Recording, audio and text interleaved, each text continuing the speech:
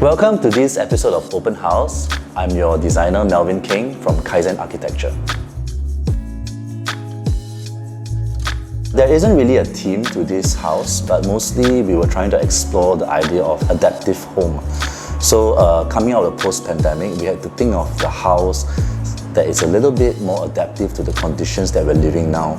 So that was really the brief, thinking about how we can turn our homes into an office, an activity space or a meditative space. In order for that space to be adaptive, it has to be flexible.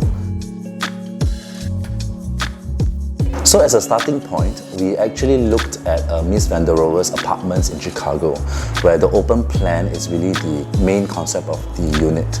So here we also did kind of reference that precedent study and removed all the walls within the unit in order to achieve a flexible, open and contiguous space. And the next step would then be to introduce a central organizing core whereby things will then start to extend from. So you would see in the unit a main kind of central full height cabinetry box in the center of the space, whereby the dining room, the bedroom, the walk-in wardrobe and the kitchen kind of all extend from.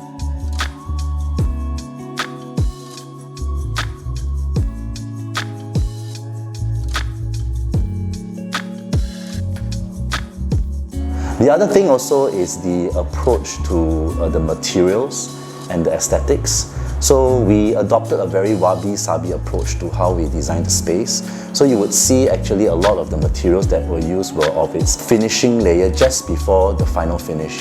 So we stripped away all the finishing of like laminates, tiles and paint to expose the substrate of the underlying layer and use that as an expression over the entire apartment. With regards to this renovation for this home, I think mostly we wanted to push the boundaries of construction in the sense that we are accepting of the handcrafted nature of what construction is really about. So because of that, we took things a little slower than normal because everything had to be very well detailed, had to be carefully coordinated. And also we allowed the applicators and builders to really have a little bit of say in how they put things together. So that's the kind of Wabi Sabi kind of acceptance of how things are.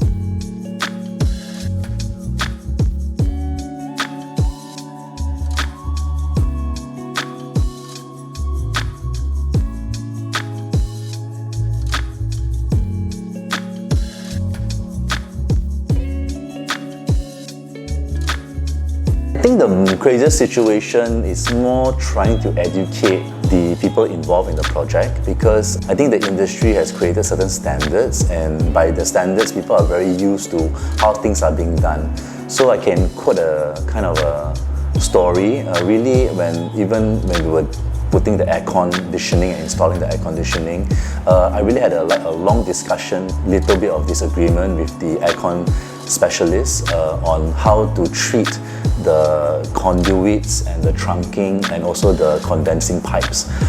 They were more used to putting it in a white color plastic box up, but I was trying to push them to use a cable tray instead. They did not really agree with my solution, but in the end they did it very unwillingly.